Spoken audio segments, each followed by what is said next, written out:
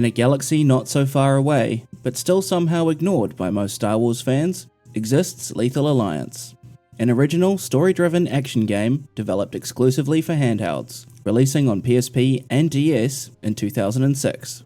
Unlike most Star Wars games of the time, which focused on Jedi, space combat, or large-scale battles, Lethal Alliance goes for a more intimate, narrative-driven experience. The protagonist, Rianna Saren, is a Twi'lek mercenary and former slave turned rebel agent, teaming up with a small security droid named Zeeo.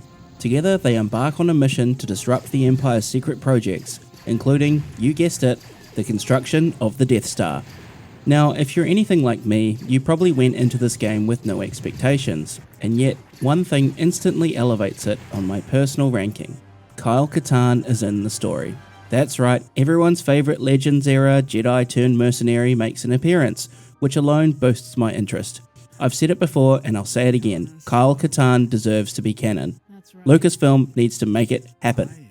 But enough about my fanboying, let's talk about how Lethal Alliance actually plays. The story follows Rianna as she's recruited by the Rebel Alliance to take on high-risk missions, stealing Imperial secrets and sabotaging their operations. Her dynamic with Zeeo isn't just narrative fluff, it's a core gameplay mechanic. Unlike many Star Wars games that just hand you a blaster and say go nuts, Lethal Alliance incorporates puzzle solving and cooperative elements with Zeeo.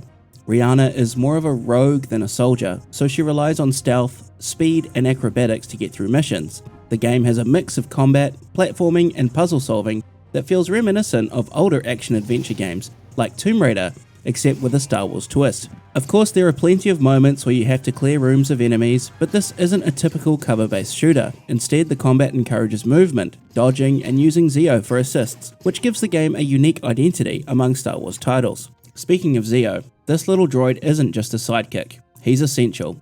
You'll use him to navigate obstacles, disable security systems, and even in combat. The best moments in the game come from the sections where Rianna physically grabs onto Zeeo and uses him like a hoverboard, floating through areas and dodging enemy fire and obstacles. It's a cool concept that makes the duo feel like a true team, rather than just a character and their companion. That said, Lethal Alliance has its issues. The controls can feel a little clunky, especially when transitioning between platforming and combat. There's an attempt at fluid movement, but it never quite reaches the level of polish seen in bigger budget action games. The level design is also noticeably confined, likely due to the PSP hardware limitations. While this can make the game feel a little claustrophobic, it does help focus the action. Graphically, Lethal Alliance is a mixed bag. The environments have a decent amount of detail for a PSP game, but the character models, especially Rianna's, could have used a bit more polish. Given that this is a handheld game from 2006, I wasn't expecting miracles, but even compared to other PSP titles from the time, it feels a bit dated. That being said, the variety and locations keep things visually interesting, and the animations, while a little stiff, get the job done. The real issue came when I was trying to emulate the game.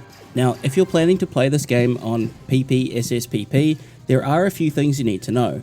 Firstly, you'll need to run it using the Vulkan backend to ensure that textures load and unload properly, otherwise you'll be staring at a glitched out mess. Secondly, the game's cutscenes are tied to the internal clock speed, which means that when playing on an emulator, they can run way too fast with the audio getting completely desynced. This isn't an issue on original hardware, or if you manually adjust the emulator's clock speed, but for the sake of my video, I decided to just roll with it and enjoy the game as is. So if you see a cutscene where everyone's talking like they're in a high-speed chase, just know that's an emulator quirk and not how the game actually plays. So, where does Lethal Alliance land in the grand scheme of Star Wars games? It's definitely not a top tier must play, but it's also far from the worst Star Wars game out there. I never played this one as a kid, so I don't have any nostalgia bias here, but I still think it's a decent game, even if it has some rough edges. The story is original and engaging, the gameplay, while clunky at times, has some fun ideas, and the combat with Zeeo adds a unique team dynamic. Plus, the Twi'lek protagonist definitely would have caught my attention as a kid, further fueling my already unhealthy fascination with Twi'leks. It may not be the best Star Wars game on PSP, but it's an earnest attempt at making a standalone, story-driven Star Wars experience, and for that, I have to respect it. That's it for Lethal Alliance. We're working through every Star Wars game on PSP, so if you want to see where this one lands in the final tier list, make sure to subscribe so you don't miss the next episode. And if you haven't already, check out my previous reviews on Republic Heroes and Battlefront 2, links in the description. Thanks for watching, and may the Force be with you.